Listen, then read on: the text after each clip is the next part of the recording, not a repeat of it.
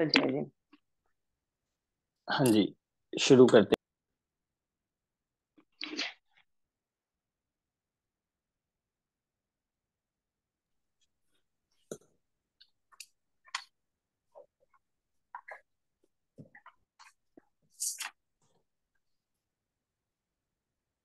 नमो अरिहन्ताणं, नमो सिद्धाणं, नमो आयरीयाणं, नमो वज्रायाणं, नमो लोये सवसाहुणम्।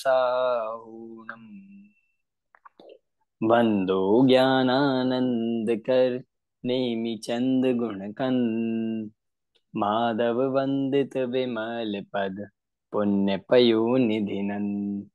दोष दहन गुण गहन घन, हरि करि हरि अरहन। स्वानुभूति रमणी रमन, जगन्नायक जयवंत। सिद्ध शुद्ध साधित सहज, स्वरस सुधारस धार। समय सार शिव सर्वगत, नमत हूँ सुखकार। जैनी बानी विविध विधि, वर्णत विश्व प्रमाण। स्यात् पद मुद्रित अहेत हर, करऊं सकल कल्याण। मैं नमो नगन जैन जन, ज्ञान ध्यान धन लीन। मैंन मान बिन दान धन, ऐन हीन तन छीन। ए विधि मंगल करन ते, सब विधि मंगल होत। होत उदंगल दूरी सब, तम जो भानु द्योत। परमागम ऑनर्स सेमेस्टर 6, गुण स्थान विवेचन। इस विषय पर अपनी यहाँ पर विगत कक्षाओं से चर्चा चल रही है। गुण स्थान किसे कहते हैं, गुण स्थान कितने होते हैं, और गुण स्थान का संबंध किन परिणामों से है। प्रत्येक गुण स्थान में आना जाना, गमनागमन कहाँ कहाँ होता है, प्रत्येक गुण स्थान का काल कितना है, इन सब विषयों को हम यहाँ पर देख रहे हैं। गुण स्थान विवेचिका या गुण स्थान विवेचन, इन पुस्तक के आधार से हमारी चर्चा चल रही है। क्रमशः हम यहाँ पर कई गुण स्थान देख चुके हैं, जिसमें हमने पहला, दूसरा, तीसरा और चौथा, ये चार गुण स्थान हम देख लिए हैं। जिसमें आज हमें क्रम में पांचवा और छठवा गुण स्थान आज की कक्षा में हमें देखना है। पांचवा और छठवा गुण स्थान, दो गुण स्थान आज ये हम देखने वाले हैं। कल तक जो हमने विषय देखा था, चौथा गुण स्थान अविरत सम्यक्त्व नाम का जो गुण स्थान है, सम्यक्त्व मानो प्रारंभ हो गया है चौथे गुण स्थान से। हम यूं कह सकते हैं मोक्ष मार्ग की शुरुआत हो गई है, मोक्ष मार्ग स्टार्ट हो गया है। अब उस जीव का गुण स्थान आगे सुख की ओर वह जीव बढ़ता चला जाएगा। चौथे गुण स्थान की प्राप्ति होना ही मान लीजिए सुख की वो शुरुआत हो गई है, जिसको बढ़ाते बढ़ाते वह जीव अनंत सुख की ओर बढ़ने वाला है। चलिए निकाल लीजिए चौथा गुण, पांचवा गुण स्थान। पांचवा गुण स्थान बहुत ही सरल है। पांचवा और छठवा ये बहुत इजी गुण स्थान है। पांचवें गुण स्थान का नाम क्या है? देश विरत गुण स्थान। कल वाले गुण स्थान में देखे तो उस गुण स्थान में अविरत था, और यहाँ आ गया है देश विरत। तो देश विरत ही शब्द ये बताता है कि जहां पर पूर्ण रूप से ना तो अविरति है और ना ही पूर्ण रूप से विरति है, देश है। एक देश कहिए, देश कहिए, जिसको हम कहेंगे पार्शियल रूप से, कथनचित रूप से, थोड़ा जिसको कहते हैं थोड़ा अविरति है। और थोड़ा अविरति का मतलब ही है कि थोड़े अंश में उसके विरति भी, मतलब व्रत आदि भी पाए जाते हैं। इस गुण स्थान को जब हम कहेंगे तो आगे कहा जाएगा सम्यक दर्शन सहित आंशिक व्रत रूप वीतराग परिणाम। अब उस जीव के सम्यक दर्शन प्राप्त हो ही गया था चौथे गुण स्थान में, और पिछले गुण स्थान तक एक कषाय चौकड़ी अनंतानुबंधी का अभाव हुआ था। अब यहाँ पे एक और कषाय चौकड़ी, जिसे कहा जाता है अप्रत्याख्यानवर्ण कषाय, उसका अभाव होने से ये पांचवा गुण स्थान प्राप्त होता है। अगर अप्रत्याख्यानवर्ण का अभाव है तो उदय यदि हम देखेंगे तो उदय कहा जाएगा प्रत्याख्याना वर्ण कषाय का। इस प्रकार इस गुण स्थान में कर्मों की अपेक्षा से ये सब स्थिति बन रही है। दर्शन मोहनीय का तो अनुदय है ही, पर साथ में चारित्र मोहनीय की दो कषाय चौकड़ी का अभाव होने से जो गुण स्थान प्राप्त होता है उसको कहा जाता है पांचवा गुण स्थान। ये अभाव की अपेक्षा से और उदय की अपेक्षा से आपसे पूछा जाए कि पांचवें गुण स्थान में कौन सी कषाय का उदय है, तो दो का अभाव है, तो तीसरी के नाम से कहा जाएगा कि प्रत्याख्याना वर्ण कषाय कर्म के उदय से निमित्त से होने वाले पूर्ण संयम जो प्रकट नहीं होता, पूर्ण संयम प्रकट ना होने पर दो कषाय चौकड़ी के अभाव में होने वाली वीतराग दशा को ही देश विरत गुणस्थान कहते हैं। अब इस गुणस्थान से सम्यक्त्व के साथ साथ व्रत भी प्रारंभ हो गए, अणुव्रत प्रारंभ हो गए हैं, प्रतिमाएं प्रारंभ हो गई हैं। तो ये गुणस्थान वाला व्रत अंगीकार करता है, वो भी नियम पूर्वक। चौथे गुणस्थान वाला भी व्रत अंगीकार कर सकता है, पर उसके नियम का कोई बाउंडेशन नहीं है। उसके नियम पूर्वक हो, मनवचन काय से हो, अतिचार रहित हो, ऐसा कोई उसके बाउंडेशन नहीं है। पर पंचम गुण स्थान वर्ती जो होता है, जो नियमों का पालन करता है, अब वो कैसे करता है, बिल्कुल पंचुअल होकर करता है, बिल्कुल दृढ़ता से करता है, अतिचार रहित करेगा। ये डिफरेंस है चौथे गुण स्थान वाले के नियम में और पांचवे देश विरत वाले के नियमों में। ये बहुत बड़ा डिफरेंस है, जिससे हम ये समझ सकते हैं कि जब कषायों का अभाव हुआ तो अंदर में उतनी विशुद्धि आई, अंतरंग में उतनी वीतरागता आई, जिसके फल में यथार्थ रूप से व्रत आदि का पालन होता है। व्रत होते हैं, व्रत अगर हम देखें तो अंतरंग में होने वाली कषायों का अभाव, वीतरागता, वो निश्चय व्रत है, और उसके साथ शुभ राग और तत्संबंधी जो क्रियाएं होती है वो व्यवहार व्रत उसके कहलाता है। इस गुण स्थान के जो अन्य नाम है, स्लाइड नंबर 8 पे आप निकाल लीजिए। इस गुण स्थान के अन्य नाम जो होते हैं उनमें आपने देखोगे कहीं ना कहीं आपको मिलेगा विरता विरत, संयमा संयम, देश संयम, देश चारित्र इत्यादि नाम से पंचम गुण स्थान वाले को कहा जाता है। सबसे बड़ी बात यह है कि श्रावक भूमिका का ये लास्ट गुण स्थान है। मतलब अगर श्रावक मैक्सिमम किसी गुण स्थान तक जा सकता है श्रावक भूमिका में रहते हुए, श्रावक पद में, तो वो पांचवा है। इसके ऊपर यदि जाना है तो उसके लिए मुनि पद अंगीकार करना कंपलसरी है, मुनि ही जा सकते हैं। ठीक है, ये श्रावक पद का लास्ट है, इसीलिए ये अपनी बात चल रही है, हमारी बात चल रही है। अगर हमें मुनि पद के बिना जो मैक्सिमम गुण स्थान हो सकता है वो है पांचवा, सम्यक दर्शन और दो कषाय चौकड़ी के अभाव पूर्वक। समझ आ गया आपको स्वरूप इस गुण स्थान का? सर स्वरूप उदय समझ में आया है? केवल, उदय हाँ में जी, केवल प्रत्यास्थानी क्यों बोला है? वो संजुलन भी तो होगा ना उदय? क्वेश्चन आपका बिल्कुल सही है, पर देखिए जैसे जो नेक्स्ट कषाय होती है, जो नेक्स्ट कषाय होती है मतलब जो प्रमुख रूप से उसी का उदय कहा जाता है, संजलन का तो है ही, पर मुख्य उसको कहा जाता है जो सबसे आगे खड़ा है। जैसे हम एक लाइन बनाए और लाइन बनाने में जो फर्स्ट पे खड़ा होता है, यद्यपि सबने लाइन बनाई हुई है, पर जो फर्स्ट पे खड़ा होता है उसको लीडर या उसको ही मुख्य करके कहा जाता है। ऐसे ही जब अनंतानुबंधी आदि चारों है तो कहा जाता है अनंतानुबंधी अपना काम कर रही है। जब अनंतानुबंधी चली गई तो तीन बाकी थी, पर फिर भी हम ये कहेंगे कि चौथे गुण स्थान वर्ती के अनंतानुबंधी जाने पर अप्रत्याख्यान वर्ण का उदय है। फिर जब हम पांचवे की बात करेंगे तो उसके दो अभाव होने पर प्रत्याख्यान वर्ण का उदय है। मुख्य रूप से उसका उदय होता है, बाकी वो दूसरी कक्षाएं जो बाकी है, नौ नौ कक्षाएं, वो सब उसमें गर्भित है, इस तरह से। ठीक ओके है, सर। अब इसके बाद एक महत्वपूर्ण बात ये आती है कि जब इस गुण स्थान में और क्या क्या होता है, तो अणुव्रतों का अंगीकार होगा और उसके साथ साथ 11 प्रतिमाएं धारण करता है। ये 11 प्रतिमाएं, श्रावक की 11 प्रतिमाएं आपने सुनी होंगी, हमने चैप्टर भी पहले पढ़ा था।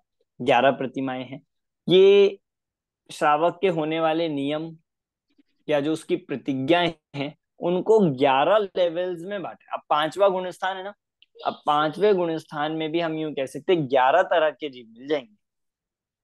एक पहली प्रतिमा वाला हो सकता है, एक दूसरी वाला हो सकता है, एक तीसरी वाला हो सकता है, और उन सब के अंतरंग परिणामों में और उन सब के बाह्य व्रत नियम में भी डिफरेंस मिलेगा। जितना जितना ऊपर बढ़ता जाता है उतना उतना नियम आदि और बढ़ते जाते हैं और स्वरूप में भी स्थिरता बढ़ती जाती है। इसलिए अंतिम प्रतिमा का नाम ही क्या है? उद्दिष्ट त्याग प्रतिमा। उस उद्दिष्ट त्याग प्रतिमा वाले को मतलब उत्कृष्ट श्रावक कहा जाता है। कि श्रावक में जो बिल्कुल उत्कृष्ट होता है वो उद्दिष्ट त्याग प्रतिमाधारी होते हैं, जिसके दो भेद होते हैं, शुल्लक और एलक। ये हम जानते ही हैं। इस तरह से पांचवें गुणस्थान को हम पूरा एक पांचवा गुणस्थान को 11 भागों में यदि डिवाइड कर देते हैं, 11 उसके भेद बना देंगे, तो ये अपना 11 प्रतिमाएं बन जाती है। अब स्लाइड नंबर 16। इस गुणस्थान का सम्यक्त्व क्या होगा? सम्यक्त्व अपेक्षा यदि हम देखिए तो इस गुणस्थान में तीनों सम्यक्त्व ही संभव है। कोई सा भी हो सकता है, औपशमिक भी हो सकता है, छायोपशमिक भी हो सकता है और शायिक भी हो सकता है। तीनों में से कोई भी हो सकता है। ठीक है। चारित्र अपेक्षा बात करें नेक्स्ट स्लाइड में ही, तो चारित्र इस गुण स्थान में सम्यक तो है ही। सम्यक की अपेक्षा बात करें, अब तो सबके सम्यक चारित्र ही है। सम्यक चारित्र तो चौथे से ही है। अब यहाँ कौन सा चारित्र है अगर उसमें भी बात करेंगे तो इसके देश चारित्र कहा जाता है, जिसको शास्त्रों में नाम दिया गया संयमा संयम। संयमा संयम प्रकार एक प्रकार का चारित्र जिसमें थोड़ा असंयम भी है और थोड़ा संयम भी है। ये चारित्र इस गुणस्थान वर्ती जीव के पाया जाता है। काल अपेक्षा पे चले, 21 नंबर की स्लाइड है। अब काल हम इसमें देखिए, इस गुणस्थान का काल कितना है। तो पांचवें गुणस्थान का जगन्य काल मिनिमम यदि कोई पांचवें गुणस्थान में रहेगा तो वो अंतर्मूर्त रहेगा। अंतर्मूर्त इस पांचवें गुणस्थान का जगन्य काल है, सबसे कम। मतलब ऐसा हो सकता है कोई व्यक्ति आए पांचवें गुण स्थान में, अंतर्मुक्त रहे और फिर आगे बढ़ जाए सातवें में मुनि दीक्षा लेकर, और नहीं तो नीचे आ जाए चौथे में। ऐसा हो सकता है। ठीक है। स्वरूप अपेक्षा हो गया, सम्यक्त्व अपेक्षा हो गया, चारित्र अपेक्षा हो गया और काल अपेक्षा हो गया। अभी काल अपेक्षा में और देखते हैं उत्कृष्ट काल। उत्कृष्ट काल यदि हम इस गुणस्थान का कहा जाता है तो देखिए, सबसे पहले तो आप ये बताइए इस गुणस्थान में कौन कौन से गति के जीव आ सकते हैं। जैसे मैंने चौथे गुणस्थान का आपको बताया था कि चौथे गुणस्थान में चारों गति के जीव आ सकते हैं। अब इस गुणस्थान में कौन कौन से गति के जीव आ सकते हैं? मनुष्य और तिर्यंच। मनुष्य और तिर्यंच। कोई और दूसरा आंसर देना चाहता है?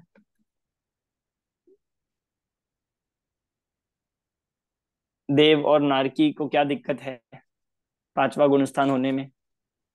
संयम नहीं है उनको। नहीं होता है ना संयम। हाँ, कि देवों के संयम नहीं है। और नारकियों को? ऐसी अवस्था ही नहीं बनी। भी नहीं कि नारकियों के भी कषायों की इतनी अधिकता होने से वे भी संयम धारण नहीं कर सकते। तो बिल्कुल सही है, सिर्फ दो ही गति वाले जीव इसमें आ सकते। अब आप देखते जाइए, मतलब आगे जैसे जैसे गुणस्थान बढ़ रहे वैसे वैसे जीव छटनी होती जा रही है, फिल्टर होते जा रहे हैं। पहले चार गति के थे, फिर मतलब अगर हम बिल्कुल स्टार्टिंग से देखें, पहले गुणस्थान में निगोद से लेके सब थे, सारी इंद्रिय हमारे थे। चौथे गुणस्थान में आए तो सिर्फ संगी पंचेंद्रिय रह गए, और संगी पंचेंद्रिय में चारों गति के हो गए।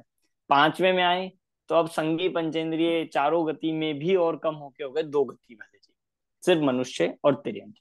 सिर्फ ये जो चारित्र है या पंचम गुण स्थान है देश चारित्र रूप, ये दो गुण स्थान में ही हो सकता है।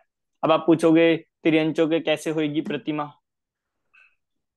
कि तिर्यंच के अपनी भूमिका के अनुसार देश चारित्र होगा, श्रावक जैसी प्रतिमाएं नहीं होंगी, क्योंकि वो श्रावक की ही 11 प्रतिमाएं कई हैं। पर भोगों के प्रति अरुचि परिणाम और संयम का परिणाम ये तिर्यंच आदि में भी पाया जा सकता है। अब काल कितना है उत्कृष्ट? तो मनुष्यों की अपेक्षा यदि देखेंगे तो 1 कोटि पूर्व वर्ष। 1 कोटि पूर्व वर्ष। कोटि मतलब होता है करोड़, और पूर्व जो संख्या आई है, पूर्व को आपने पहले भी सुना होगा कि 56,70,000 करोड़ वर्ष का होता है एक पूर्व। 56,70,000 करोड़ वर्ष का होता है एक पूर्व। तो इतना मैक्सिमम एक जीव की एक कोटि पूर्व आयु हो सकती है, उतने में। और उसमें से माइनस किया है 8 वर्ष प्लस अंतर्मुख। क्योंकि जैसे मान लीजिए कोई जीव सम्यक दर्शन सहित मनुष्य गति में जन्म लिया, ये उस अपेक्षा से कहा है क्योंकि मनुष्य की जो उत्कृष्ट आयु कही गई है, वो मनुष्य की उत्कृष्ट आयु ही एक कोटि पूर्व है। मनुष्य गति के जीव की, मनुष्य गति की उत्कृष्ट आयु ही एक कोटि पूर्व कही है। और उसमें से माइनस क्या कर दिया, 8 वर्ष और एक अंतर्मुठ। जैसे कोई सम्यक तो सहित जिसने जन्म लिया उत्कृष्ट आयु के साथ, अब जन्म लेने के बाद अंतर मुहूर्त तक तो अपर्याप्त होता है।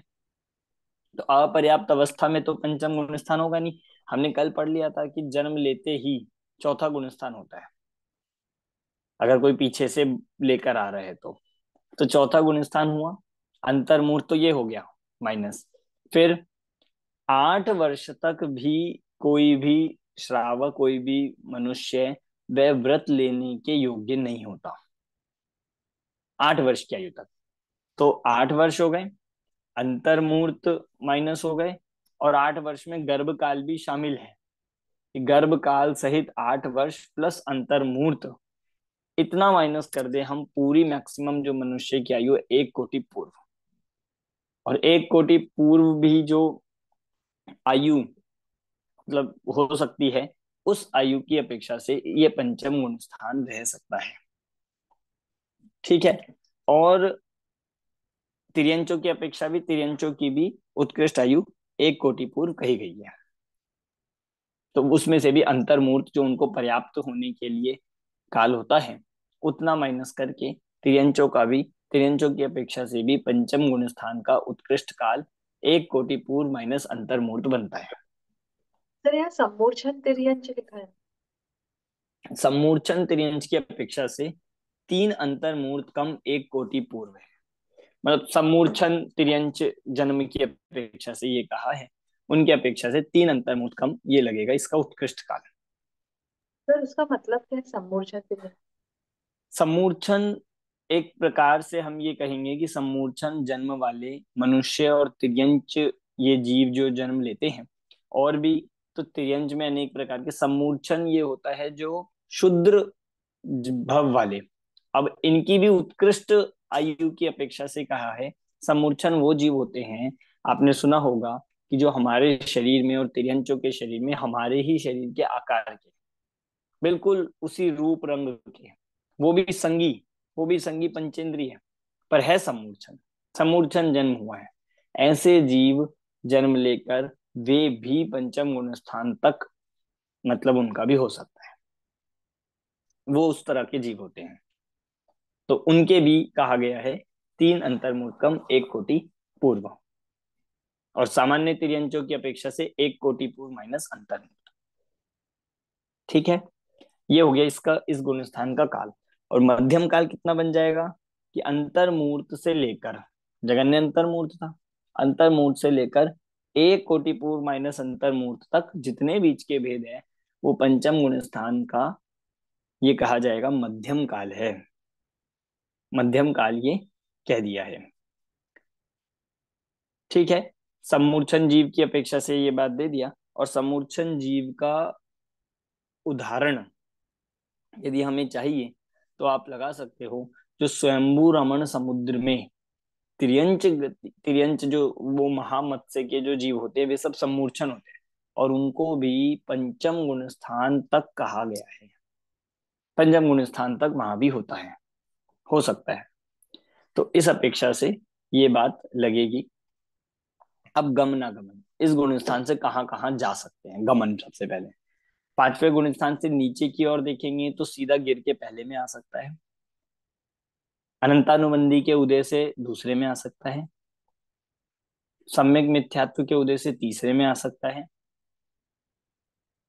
और सिर्फ वृत्त मतलब 2 कषाएं चौकड़ी का अभाव था, एक का वापस उदय हो गया तो चौथे में आ जाएगा फिर से वापस से। और यदि ऊपर बढ़ेगा तो एक ही स्थान पे जा सकता है सिर्फ और सिर्फ मुनि व्रत लेकर 3 कषाय चौकड़ी का अभाव करके 7वें गुण स्थान में पहुंच सकता है। ठीक है, ये हो गया गमन। अब इस गुण स्थान में कहाँ कहाँ से आ सकता है, आगमन कहाँ कहाँ से होगा, कि पहले से आ जाएगा सीधा, जो हमने पहले के गमन में भी देखा था कि कोई बहिरंग में श्रावक व्रत आदि का अंगीकार कर ले, द्रव्यलिंगी श्रावक बन जाए और डायरेक्ट 2 कषाय चौकड़ी और मोहनीय का भाव करके पहुंचेगा वो सीधा पहले से 5वें में। चौथे से भी आ सकते हैं 5वें में, और 6वें गुण स्थान से भी जो गिरता हुआ आएगा मुनि बन के, 7वें से 6वां और 6वें से वो भी 5वें में आगमन हो सकता है। ये हो गया इस गुण स्थान का गमनागमन। बस सीधा इसके बाद विशेष में एक ही बात कही है कि स्वयंभू रमन समुद्र में असंख्यात तिर्यंच पंचम गुण स्थान वाले हैं। मतलब पंचम गुण स्थान तो उनके भी हो सकता है, पंचम गुण स्थान मनुष्य और त्रियंचों के होता है। तो इसमें एक सबसे बड़ी विशेषता यही है कि जो स्पेशल बात देवों में नहीं है, देव गति के देवों में नहीं है, वो मनुष्यों के पास है कि आप नियम व्रत अंगीकार करें। मतलब हम देवों से भी ज्यादा विशेष है इस बात में। देव भी जिस चीज को तरसते हैं वह मनुष्य कर सकता है, और मनुष्य तो क्या तिर्यंच भी कर सकता है। जैसे आपने कई शास्त्रों में भी उदाहरण सुने होंगे, शेर ने, हाथी ने सूखे पत्ते खा के आदि मतलब अपना जीवन निर्वाह करते थे। तो वही ऐसे भी मिले हैं शास्त्रों में कि पंचम गुण स्थान तक उस पशु तिर्यंच को भी प्राप्त हो जाता है। समझ आ गया? इस प्रकार ये पंचम गुण स्थान अपना यहाँ तक पूरा होता है। बहुत इजी है पंचम गुण स्थान में, बिल्कुल सरल सी बातें हैं। अब इसमें एक बात ये कही है कि इस गुण स्थान के आगे जितने भी गुण स्थान हैं वो सब संयम के हैं। ये संयम की शुरुआत यहाँ से हो गई। इससे पहले के जितने थे वो सब असंयम के थे, इसके आगे के जितने गुण स्थान है वो सब संयम के हैं। ठीक है,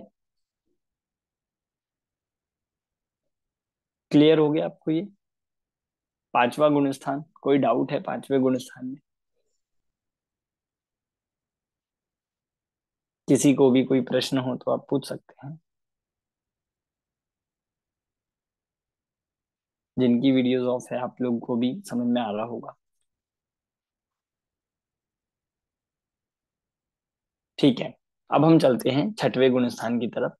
6वां गुण स्थान जिसका नाम है प्रमत्त विरत, ये भी बहुत इजी गुण स्थान है, बहुत सिंपल है और बहुत छोटे संक्षिप्त में ही है। अब आगे के जितने गुण स्थान है मुख्यतः बहुत छोटे ही है, उनमें विशेष बातें जो हैं वो हम लगभग एक बेस के रूप में बाकी गुण स्थान में पढ़ चुके हैं। अब उसी का और उसमें एड ऑन होता चला जाए। अब यहाँ से गुण स्थान, 6वें गुण स्थान का नाम है प्रमत्त विरत गुण स्थान। नाम इसका बहुत महत्वपूर्ण है, प्रमत्त और विरत। विरत इसीलिए कि चौथे वाला अविरत था, 5वें वाला देश विरत था। अब ये विरत शब्द यहाँ ये बता रहा है कि ये पूर्ण विरत है, सकल विरत है। यहां से लेके आगे के सब गुण स्थान वाले ही विरत है, पूर्ण रूप से व्रत सहित है। और वो भी कौन से व्रत? महाव्रत। पर साथ में एक शब्द लगा है प्रमत्त। प्रमत्त शब्द के लिए यहाँ पे कहा है अगली स्लाइड में, प्रमाद के साथ पूर्ण संयम भाव। प्रमत्त हो गया प्रमाद, और विरत मतलब हो गया पूर्ण संयम भाव। ये अंतरंग की अपेक्षा से कहा, जिसको हम ऐसा कहेंगे कि निमित्त कौन है यहाँ पर, कि 3 कषाय चौकड़ी के अभाव होने पर संजुलन कषाय के और 9 कषाय का तीव्र उदय होने से ये गुण स्थान बनता है। 6वें गुण स्थान की अवस्था कैसे बनेगी कि 3 कषायों का अभाव हो गया है और एक संजुलन कषाय और 9 कषाय का तीव्र उदय होने से, और जो प्रमाद सहित हो और बाहर में जिसके महाव्रत सकल व्रतों का पालन हो, उस गुण स्थान को प्रमत्त विरत गुण स्थान कहते हैं। परिभाषा समझ आई? हम यहाँ से ये क्या कहा जा सकता है कि अब यहाँ से जितने गुण स्थान है वो सब मुनि वेश के हैं, मुनि अवस्था के हैं। देखो, हर मुनि का 6वां गुण स्थान होगा ऐसा नियम नहीं है, पर 6वां गुण स्थान उन्हीं का होगा जो मुनि होंगे। कोई डिफरेंस है दोनों बातों में या एक ही है? दोबारा, कि हर मुनि का 6वां गुण स्थान होगा ऐसा नियम नहीं है, पर छठवां गुण स्थान उन्हीं का होगा जो मुनि अवस्था में होंगे। समझ आई है ये बात किसी को? हाँ सर, इसका मतलब ये है कि मुनि की अवस्था छठवें और उसके ऊपर भी हो सकती ये तो ठीक है आपका। और पहली लाइन जो बोली थी कि हर मुनि का छठवां गुण स्थान होगा। वो है। संयम मतलब नहीं लिखा वही बन नहीं। सकते हैं जो हाँ जी। मुनि वही बन सकते हैं जो छठवें में पहुंचे, उसके सर पहले नहीं बन सकते। नहीं नहीं, यही सर तो मैंने बताया कि जरूरी नहीं है सर कि हर मुनि का छठवां गुण स्थान ही हो। इसका मतलब जिनके भावों की शुद्धि इसका मतलब ये है कि किसी मुनि के पांचवा गुण स्थान भी हो सकता है, किसी मुनि का चौथा गुण स्थान भी हो सकता है, किसी मुनि का पहला भी हो सकता है। मतलब हर मुनि के छठवां गुण स्थान हो ऐसा जरूरी नहीं है। पर जिनके छठवां भावों की गुण शुद्धि स्थान, होगी। हाँ, भावों की शुद्धि को अगर हम और अच्छे शब्दों में कहें तो जिनके तीन कषाएं चौकड़ी का अभाव होगा। तीन कषाएं चौकड़ी का अभाव होगा तो उनके छठवां गुण स्थान होगा, और फिर वो साथ में बाहर में मुनि वेश में भी होंगे।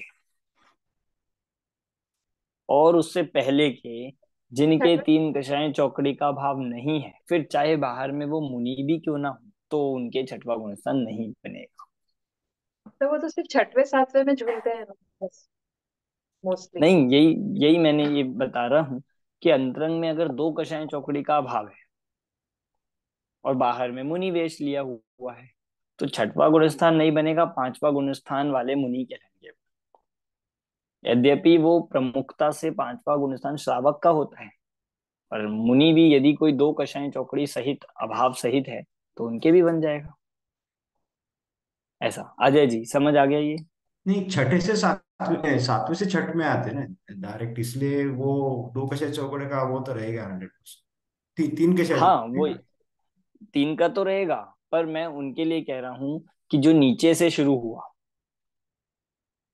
द्रव्यलिंगी श्रावक, द्रव्यलिंगी मुनि जो थे, द्रव्यलिंगी मुनि कोई एक कषाय चौकड़ी के अभाव पूर्वक भी हो सकता है, कोई दो कषाय चौकड़ी के अभाव भी पूर्वक हो सकता है। भावलिंगी उन्हीं कहते हैं जिनके तीन कषाय चौकड़ी का अभाव होगा। ठीक है। तो अब यहाँ पे महत्वपूर्ण शब्द तो प्रमाद है, प्रमत्त। अभी जो प्रमत्त शब्द लगा है इसको प्रमाद कहा गया है। और ये प्रमाद किस कषाय के कारण से हो रहा है? जो अभी संजलन बाकी है और नौ नौ कषाय उनके तीव्र उदय से ये प्रमाद की अवस्था बनती है। पांच पापों का पूरी तरह से त्याग है तो भी प्रमाद हो सकता है। अब ये प्रमाद वो प्रमाद नहीं है जिसे हम समझते हैं। हमें तो प्रमाद क्या लगता है कि नींद आ रही है, सो रहे हैं, आलस आ रहा है। इसका नाम प्रमाद नहीं है। प्रमाद शास्त्रों में जो 15 प्रमाद लिए गए हैं उसमें क्या क्या लिया है? चार कषाएं, चार विकथा, पांच इंद्रिय विषय, स्नेह और निद्रा। इस तरह से 15 प्रमाद हैं। तो प्रमाद सहित हैं वे अभी। प्रमाद सहित होने का मतलब ही ये है कि अभी आत्म स्वरूप में लीन नहीं है, इसका नाम प्रमाद है। और आत्म स्वरूप में लीन होंगे तो अप्रमत्त हो जाएंगे और सात्वें में हो जाएंगे। इसलिए ये छठवां गुणस्थान प्रमाद सहित कहा गया है। प्रमाद का मतलब ही है असावधानी रूप परिणाम। ठीक है। अब इस गुणस्थान के अन्य नाम स्लाइड नंबर 12 हम देख सकते हैं। प्रमत्त संयत, प्रमत्त विरत, पूर्ण संयमी, संयम कह सकते हैं, सकल संयम, सकल चाल, ये सब इस गुणस्थान से के नाम कहे जाते हैं। अब ये गुणस्थान जो है गिरने का गुणस्थान है। इस गुणस्थान में नीचे से आप नहीं आ सकते, पर ऊपर से आओगे। ऊपर से सातवें गुणस्थान से इस गुणस्थान में आया जाएगा, इसलिए गुण गिरने का गुणस्थान है, वन वे है ये, इसलिए इसको गिरने का गुणस्थान स्लाइड नंबर 13 में दिखाया गया है। ये गिरने का गुणस्थान है। इससे आप ऊपर तो जा सकते हो नीचे से, मतलब छठवें से सातवें में तो जाया जा सकता है, पर मतलब वनवे इस तरह से नहीं कहा जाएगा। आना जाना हो सकता है पर नीचे से नहीं आ सकते हो। ऐसा गुणस्थान है जिसमें आप एंट्री करोगे तो वो हमेशा ऊपर से ही एंट्री होगी, इस तरह से। ठीक है। अब इस गुणस्थान में सम्यक तो अपेक्षा देखिए 14 नंबर स्लाइड। तो इस गुणस्थान में भी तीनों सम्यक दर्शन संभव है। औपशमिक भी, चायपशमिक भी और शायिक भी, तीनों ही पॉसिबल है। चारित्र अपेक्षा देखें तो इस गुण स्थान में जो चारित्र होता है, सकल और देश की अपेक्षा से कहेंगे तो सकल संयम है, सकल चारित्र है। पर दूसरी उसकी अपेक्षा से देखिए तो इस गुण स्थान में छायोपशमिक चारित्र होता है। छायोपशमिक चारित्र है क्योंकि अभी संजलन कषाय का उदय बाकी है, इसीलिए छायोपशमिक है। और जब संजलन कषाय का भी अभाव हो जाता है तो पूर्ण यथाख्यात चारित्र हो जाता है। ठीक है, चले आगे। इसके बाद कषाय का अभाव, इसके बाद आप देख लीजिए इस गुण स्थान में काल, स्लाइड नंबर 21। काल यदि देखे इस गुण स्थान का काल, तो जगन्य काल छठवें गुण स्थान का है एक समय। एक समय है जगन्य काल, वो मरण की अपेक्षा से है। मान लीजिए कोई सातवें गुण स्थान से छठवें में आए और एकदम आते ही उनका मरण हो गया, तो कम से कम एक समय बनेगा मरण की अपेक्षा से। और नहीं, मरण नहीं होगा, वैसे ही कोई कम से कम रहेगा तो अंतर्मुक्त। आपने सुना होगा जब हम ऐसा बोलते हैं कि जो मुनराज होते हैं वो क्षण क्षण में छठवा सातवां उनका बदलता रहता है, तो वो कहते क्षण है, तो वो क्षण का मतलब अंतर्मुक्त समझिए। उन्हें अंतर्मुक्त इस गुणस्थान में रहते ही है। अब जरूरी नहीं अंतर्मुक्त का मतलब 48 मिनट ही, कम से कम अंतर्मुहूर्त से रह के अधिक से अधिक अंतर्मुहूर्त रहकर वे गुणस्थान चेंज हो सकता है, सातवें में चले जाएंगे। उत्कृष्ट काल भी देखेंगे तो इस गुणस्थान का ये और बड़ी बात है कि अंतर्मुहूर्तियां ज्यादा से ज्यादा भी रहना होगा तो अंतर्मुहूर्त से ज्यादा नहीं रह सकते। इसका मतलब क्या है, इससे बहुत बड़ी बात पता चलती है, कोई भी मुनिराज आत्म स्वरूप के बाहर अंतर्मुहूर्त से ज्यादा नहीं रह सकते। वापस उन्हें आत्म स्वरूप में सातवें गुणस्थान में लीन होना ही पड़ेगा, नहीं तो उनका गुणस्थान नीचे गिर जाएगा। इसका नाम है छठवां सातवां उनके लिए जरूरी है। समझ आया आपको? इसलिए क्योंकि इस गुणस्थान का मैक्सिमम काल ही अंतर्मुहूर्त है। अब ये बात हमें गुणस्थान पढ़ के समझ में आती है। 2 घंटे बैठ के कोई मुनिराज मान लीजिए बैठे हैं, बातें कर रहे हैं, प्रवचन कर रहे हैं, आत्म स्वरूप के बाहर है, तो अंतर्मुहूर्त में उन्हें सातवां गुणस्थान नियम से होगा ही होगा। अगर नहीं कर रहे हैं, नहीं जा रहे हैं, आत्म स्वरूप में लीन नहीं हो रहे हैं, तो फिर वो गुणस्थान गिर गया है, ये आप समझिए। अब ये इसलिए बहुत बड़ी बात ये कही है। मध्यम काल की 2 समय से लेकर अंतर्मुहूर्त तक जितने भेद बनेंगे वो सब बन जाएंगे। ये जो गुणस्थान है, ये गुणस्थान मोक्ष मार्ग के लिए अनिवार्य है। क्यों? क्योंकि मुनि बने बिना मोक्ष नहीं जाया जा सकता। जैसे मैंने श्रावक के लिए कल कहा था ना कि पंचम गुणस्थान में आना अनिवार्य नहीं है, कोई डायरेक्ट मुनि अवस्था ले सकता है, पर ये मोक्ष मार्ग के लिए अनिवार्य है। जो भी मोक्ष में जाएंगे वे सब छठवें गुण स्थान को टच करके ही जाएंगे, चाहे वो डायरेक्ट पहले से सातवें में आ गए हो, पर फिर भी एक बार छठवें में आएंगे, फिर आगे बढ़ेंगे। इसीलिए ये मोक्ष मार्ग के लिए अनिवार्य गुण स्थानों में ये लिया जाता है। ठीक है, समझ आ रहा है आपको?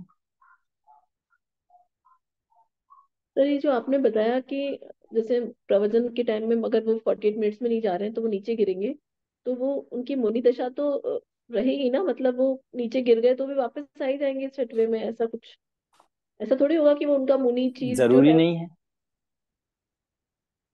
अब आप ये हमें निर्णय करना है कि उनका भावलिंग पना छूट जाएगा, वो फिर ऐसे मतलब छूट वे जाएगा फिर वापस द्रव्यलिंगी आएंगे। मुनि कहलाने लग जाएंगे।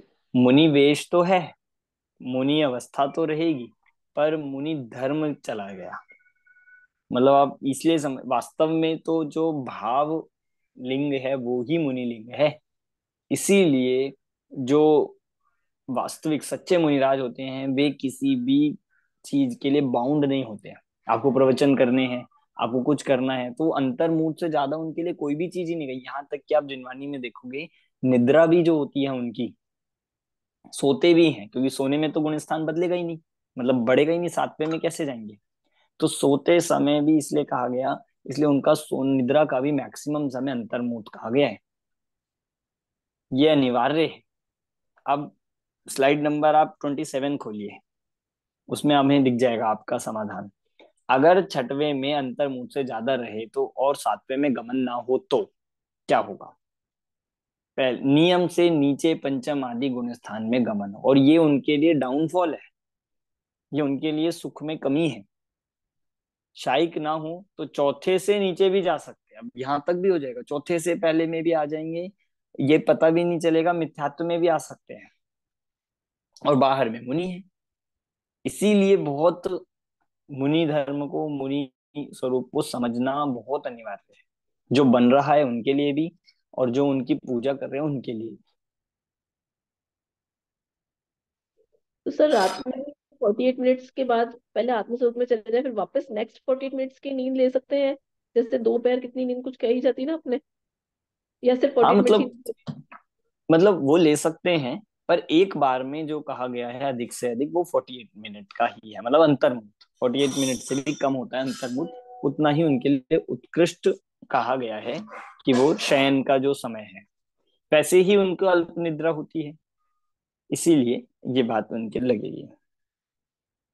अब इसको हम ऐसा क्लासिफाई करेंगे, जब जब छठवें गुण स्थान में आएंगे तो वो शुभोपयोग कहलाता है, और जब सातवें में गुण स्थान में आत्मा में लीन होते हैं वो शुद्धोपयोग। बस इसका नाम है शुभोपयोग शुद्धोपयोग। मुनि मुनि मुनिराज के जीवन में सिर्फ दो ही उपयोग होते हैं, अशुभोपयोग की तो बात ही नहीं है। उससे नीचे आएंगे तो अशुभोपयोग शुरू होने लग जाएगा, जैसे श्रावक के घर गृहस्थी आदि के कार्यों में, घर बनाने के कार्यों में, बिल्डिंग्स बनाने के कार्यों में, ये सब मुनि के कार्य है ही नहीं, क्योंकि ये सब अशुभोपयोग है। उनका कार्य क्या किया गया? ज्ञान ध्यान तपोरखता। ध्यान करेंगे तो सातवां होगा, ज्ञान आदि उपदेश देंगे, दीक्षा शिक्षा देंगे तो वो छठवां होगा, बस। इसीलिए उनको ये दो काम कहे गए, क्योंकि इसके अलावा तो आपका उपयोग फिर अशुभ उपयोग होगा। ठीक है, सर वो शुभ परिणति में रहते हैं, शुभ परिणति तो, परिणति में रहते शुभ हैं। परिणति तो कायम है ही, और उपयोग उस समय शुभ उपयोग है, पर अशुभ उपयोग का तो अंश भी नहीं है। ठीक है, इसके लिए हम अब इसके बाद हम चलते हैं स्लाइड नंबर 35, गमनागमन। अब इस गुण स्थान से, छठवें गुण स्थान से कहां कहां जा सकते हैं? पहले नीचे की ओर बात करें। नीचे गिरेगा तो छठवें से डायरेक्ट पहले में भी आ सकता है, अगर तीव्र मिथ्यात्व एकदम जागृत होता है तो पहले में आ जाएगा। मुनि बाहर में रहेगा, बाहर में कोई चेंज नहीं आता, क्योंकि भाई मिथ्यात्व में आया है, अंतर परिणामों से आया है, श्रद्धान से आया है। बाहर में मुनि दिख रहा है और हो सकता है पहले गुण स्थान भर्ती हो, फिर ऐसा देखा जाता है। अनंतानुबंधी का उदय आ गया, औपशमिक सम्यक दृष्टि था तो, और वह जीव दूसरे गुण स्थान में आ जाएगा। मिश्र प्रकृति सम्यक मिथ्यात्व का उदय आया तो तीसरे में आ जाएगा। और कुछ नहीं, सिर्फ दो कषाय चौकड़ी जागृत होगी तो चौथे में भी आ सकता है। मरण की अपेक्षा से भी चौथे में आ जाएगा। छठवें में थे, एकदम मरण हुआ, चौथे में गमन हो जाएगा। फिर छठवें गुण स्थान से नीचे और पांचवें में भी आ सकता है। मान लो किसी ने श्रावक पद अंगीकार कर लिया तो भी, और नहीं मुनि बने बने भी मान लो एक कषाय चौकड़ी का वापस से उदय आ गया तो फिर वह पांचवें में भी आ सकते हैं। और ऊपर चढ़ने में सातवें में तो ये मुनिराज वाले जो छठवें गुण स्थान बढ़ते ये जाते ही है, तो इससे गमन के ये गुण स्थान इनके होते हैं, 6 स्थान है। इसके ऊपर कोई डायरेक्ट ये नहीं जा सकते। आठवें में जाना होगा तो सातवें से होकर जाना होगा, नौवें में जाना होगा तो सातवें आठवें से होते हुए जाना होगा। कोई अब डायरेक्ट जंप वाला नहीं है ऊपर की तरफ। ठीक है, जो जंप वाले थे वो सब हो गए। सर मुनि छठवें गुण स्थान सातवें गुण स्थान के समय, यदि मुनि की मरण के समय में क्या उनका गुण स्थान रहता है? मरण होते ही चौथा हो जाएगा। अगर सम्यक दृष्टि, अगर छठवा था तो होगा चौथा, अगर छठवा नहीं था तो फिर जो था ही। नहीं, हाँ छठवा था या और समाधि मरण ली उन्होंने। मतलब मैं इसको समाधि ये में नहीं कहूंगा कि हर मुनि का मरण होते ही चौथा हो जाता है, क्योंकि मैं नहीं जानता कि हर मुनि का छठवा गुण स्थान है कि नहीं। ये तो सब अपना अपना जाने। और मैं ये जरूर कहूंगा, जो भावलिंगी मुनि है, तीन कषाएं चौकड़ी के अभाव पूर्वक छठवें गुण स्थान में रहती है, जब उनका छठवें गुण स्थान में मरण होता है या सातवें में मरण होता है, तो वो नियम से चौथे गुण स्थान में आ जाते हैं। ठीक है। अगला है आगमन। इस गुण स्थान में आने का एक ही रास्ता है, सिर्फ आगमन एक ही है, वो है सातवां। आप आएंगे तो सातवें से ही आएंगे। आपको पहले से भी आना है तो पहले पहले से सातवें में आइए, फिर सातवें से छठवें में आइए। इस तरह से आगमन का एक ही रास्ता है, छठवां, सातवां।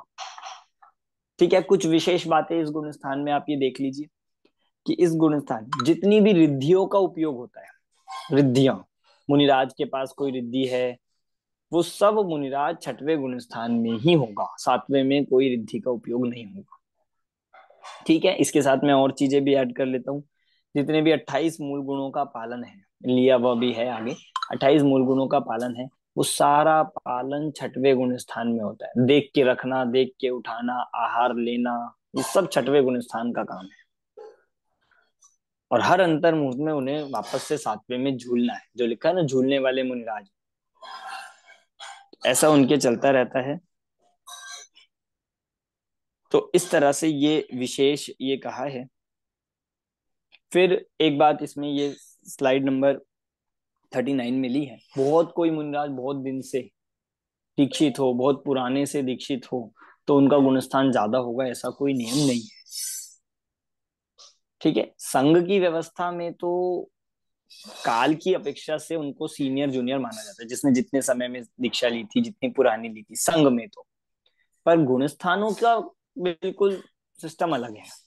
गुण स्थान में ऐसा नहीं होगा कि कोई अभी नए आप देखो, जब हम कुंदकुंद आचार्य की बात सुनते हैं, 8 वर्ष में उन्होंने मुनि दीक्षा ली, 8 वर्ष में, 11 वर्ष में, मतलब कितनी अल्प आयु में, 11 वर्ष की आयु में मान लीजिए उन्होंने मुनि दीक्षा ली। और ऐसी दशा में वे हो सकता है अपने संग में सबसे जूनियर हो, पर भावलिंग पद प्राप्त कर लिया, भावों की अपेक्षा से वे श्रेष्ठ कहलाए, वंदनीय हुए, पूजनीय हुए। इस तरह से क्रम कोई ऐसा नहीं होता है। ठीक है। इसके बाद इस तरह से ये छठवें गुणस्थान में ये विशेष बात आई है। और छठवां गुणस्थान मुनि पद का पहला गुणस्थान है, जिसके संबंध में हमने यहाँ पर देखा है। कोई डाउट है आपको छठवें गुणस्थान में तो आप पूछिए। सर एक चीज मुझे बहुत बड़ा डाउट ये है कि आप 14 मिनट्स की बात कर रहे हैं अंतर मुहूर्त में, तो जो मुनि मुनि वगैरह विहार करते हैं उसमें भी उनको हाँ जी। 14 मिनट ज्यादा लगते हैं। वो आहार लेते हैं, आहार के लिए जाते हैं, आते हैं, वो प्रगान की प्रक्रिया होती है, फिर वो आहार भी लेते हैं, तो उसमें भी 14 मिनट से ज्यादा होते हैं। मेरे को तो ये बात नहीं समझ में आ रही। मुझे लग रहा है अंतर मुहूर्त का मीनिंग टाइम पीरियड ज्यादा होगा, फिर मुझे ऐसा लग रहा है कि नहीं, अंतर मुहूर्त आप में ये ज्यादा टाइम के होते हैं ना। आपको ये पॉइंट पकड़ में आ रहा है, बहुत अच्छी बात है। तो इससे ही ये बात समझ में आएगी कि मुनिराज के लिए कोई भी ये काम अंतर मुहूर्त से ज्यादा के नहीं होने चाहिए। और अगर हो रहे हैं तो उसमें एक बात आप ये समझिए कि मुनिराज हर अंतर मुहूर्त में अपने आत्म स्वरूप में जाएंगे। आपको, हमें ऐसा लगता है कि आहार कर रहे हैं, आहार करते हुए क्या सातवां गुणस्थान नहीं हो सकता? कि बिल्कुल हो सकता है। हमें पता भी तो नहीं चलेगा, वे एक क्षण में, मान लीजिए आहार हुआ या आहार हो रहा है, बीच में उन्होंने आत्मा अंतर्मुख हुए, ध्यान आत्म का किया, और एकदम सातवां गुण स्थान हो जाएगा, फिर स्पर्श करके वापस छठवें में आ जाएंगे, फिर वापस आहार की प्रक्रिया। वैसे ऐसी विहार में भी हो सकता है, चलते चलते। क्योंकि कोई ऐसा तो नहीं है कि आपको खड़े रहना पड़ेगा या बैठना पड़ेगा, कोई ऐसा नियम नहीं होता है। वे मुनिराज आहार विहार चलते फिरते, जिन्हें कहा जाता है चलते फिरते, जो आत्म स्वरूप का ध्यान करते हैं, इसी का नाम मुनि अवस्था है। चलते फिरते वो छठवें सातवें में झूलते रहते हैं। उनके लिए बिल्कुल अभ्यास का काम, मतलब उनके लिए ऐसी प्रैक्टिस है। वो एक क्षण में आपसे बात कर रहे हैं, उपदेश दे रहे हैं, उपदेश देते हुए एकदम आंखें बंद हुई और सातवां गुण स्थान स्पर्श करके फिर वापस से उपदेश प्रारंभ कर दे। आप सोचो, जितने भी बड़े लंबे समय के कार्य हुए, ग्रंथ लिख रहे हैं, प्रवचन कर रहे हैं, तो ऐसा थोड़ी है कि उसमें सातवां गुण स्थान हो ही नहीं सकता, होगा, बिल्कुल नियम से होगा, पर वो नियम नहीं छूटेगा। उतने समय में उन्हें जाना ही है, आत्म स्वरूप में लीनता होती है, इस तरह से उनके बन जाएगा। मतलब वो अभ्यास रहता है सर उनका वैसा। अभ्यास रहता है, बिल्कुल अभ्यास कहो, ये उनके लिए मैंडेटरी है। अगर नहीं गए तो नीचे गिर जाएंगे। मतलब उनकी परिणामों की विशुद्धि तो चलती रहती है। बिल्कुल। समझ आ गया आपको? सर अभी 48 मिनट्स का भी उनको ध्यान नहीं रखना होगा, उनके पास घड़ी थोड़ी होती है कि नहीं, उनको ध्यान पता नहीं चले। रखते वो समय का, इसलिए अंतर। और उनका तो हर समय ये भावना होती है कि मैं कब आत्म स्वरूप में जाऊं, तो क्षण क्षण में जाते रहते हैं, समय देखते नहीं है। उनके लिए तो 10 मिनट भी बहुत लंबे हो जाते हैं अगर वो 10 मिनट भी आत्म स्वरूप में ना जाए। 48 मिनट तो बहुत बड़ी है। कि वास्तव में मुनिराज की परिणति ऐसी होती है, जो सच्चे मुनिराज। समझ आ रहा है आपको? जी सर। मतलब धीरे धीरे और बात ये आपको समझ आएगी। आज ये बात सुनना, कानों में पढ़ना बहुत जरूरी है। मतलब ये बात लोग सुनते ही नहीं है, सुनना ही नहीं चाहते, और दूसरे इसके अर्थ निकाल लेते हैं। पर वास्तव में ये ही यथार्थ वस्तु स्वरूप है। फिर आप उसका पालन कर पा रहे हो या नहीं पा रहे, वो अलग विषय है। पर यथार्थ वस्तु स्वरूप तो यही है, जिनागम में राजमार्ग तो यही है। और ऐसे मुनि को ही मतलब वंदनीय पूजनीय कहा गया है। अमन जी, शास्त्र में इसका आया है ना कि इसकी संख्या 5,93,98,206 है। बिल्कुल वो आई है, आगे मैं लास्ट में बता दूंगा आपको। हर गुण स्थान, मतलब अब छठवें गुण स्थान से लेकर पूरे मतलब आगे तक के 3 कम 9 करोड़ जो मुनिराज आए हैं भावलिंगी, उनको हम संख्या भी देख सकते हैं।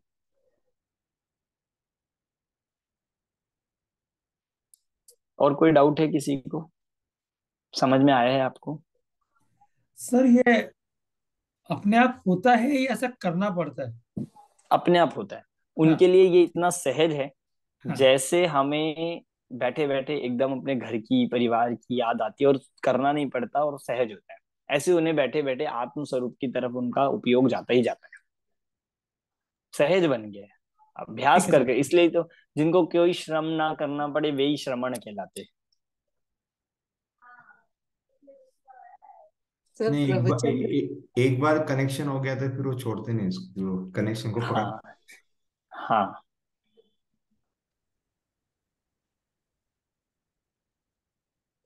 और किसी को कोई डाउट है, कुछ पूछना है?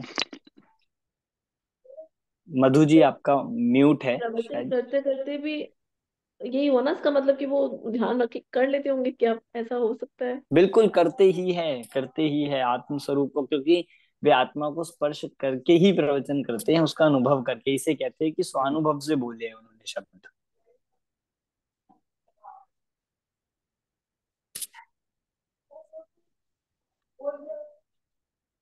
और किसी को कुछ पूछना है? प्रश्न समझ आया आपको? पांचवा छठवां गुण स्थान बहुत इंटरेस्टिंग है और बहुत इंपॉर्टेंट है पूरे मोक्ष मार्ग को समझने के लिए, क्योंकि मोक्ष मार्ग दो ही अवस्थाओं पे टिका है, एक श्रावक और मुनि। श्रावक का लास्ट है पांचवा और मुनि की स्टार्टिंग है छठवां। ठीक है ना? इस तरह से। ठीक है, तो आज की कक्षा हम यहीं पे पूर्ण करते हैं। आज अपना समय भी मतलब जल्दी ही हो गया।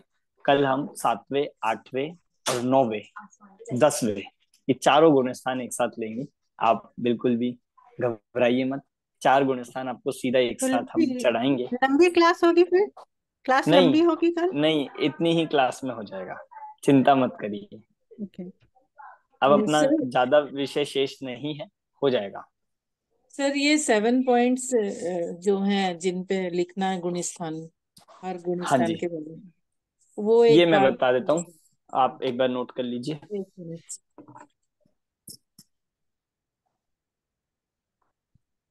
सर ग्रुप में डाल देंगे क्या? हाँ, मैं ग्रुप में डाल देता हूँ। ठीक है सर, एक थैंक बार यू। अभी भी बता देता हूँ। हम्म। सबसे पहला है हम्म। नाम अथवा स्वरूप अपेक्षा विचार। दूसरा, भेद अपेक्षा विचार। भेद का जिनमें भेद है उन्हीं में, जिनमें भेद बनते हैं उन्हीं में। तीसरा, सम्यक्त्व अपेक्षा विचार। चौथा, चारित्र अपेक्षा विचार। पांचवा, काल अपेक्षा विचार। छठवा, गमनागमन अपेक्षा विचार। और 7वां विशेष अपेक्षा विचार। ये 7 पॉइंट्स है। इनमें से 5 तो सब में लगेंगे ही लगेंगे, भेद सब में ना हो या विशेष आपको कुछ नहीं मिले तो वो ऐसा रहेगा, पर बाकी सब में घटित होंगे। और इस तरह से आप लिख भी सकते हैं, इस तरह से आप पढ़ भी सकते हो। तैयारी भी करनी हो आपको गुणस्थान को विषय, तो सर आप ये 7 गुणस्थान पॉइंट के क्या है फायदे क्या है ये भी लिखना है ना? वो सबसे पहले हमने सबसे पहली क्लास में बता दिया था। गुणस्थान, ओवरऑल गुणस्थान को जानने से लाभ क्या है। हर एक गुणस्थान का आपको नहीं लिखना है, उससे अलग से कोई ऐसा लाभ नहीं है। हर गुणस्थान को जानना ये अपने आप में ही लाभ है। ठीक है, चले, समझ आ रहा है आपको विषय? आप सेम टाइम क्लास होगी, half to sorry same time only no चलेगी quarter to डेली, 9 सेम। हाँ जी, हाँ जी, हाँ जी, सेम टाइम डेली जो चल 40 to रही है 9 वही चलेगी। हाँ जी, 8:30 बजे नहीं, 8:15 नहीं। हाँ, जो मतलब अभी आज हुई थी वही चलेगी इंडिया के टाइम से हाँ 8:15 क्योंकि बजे फिर से कहीं जाना होता है 9:15 तो फिर बजे आना तक। होता है ना उस टाइम तक, इसलिए। 8:15 से क्योंकि 9:15 मैं बजे तक। 2 बजे आ गई थी फिर। हाँ, ठीक है, 8:45 होगी कल। Thank you sir. जय जिनेंद्र। ओके, जय जिनेंद्र। जय जिनेंद्र। Thank you sir. जय जिनेंद्र।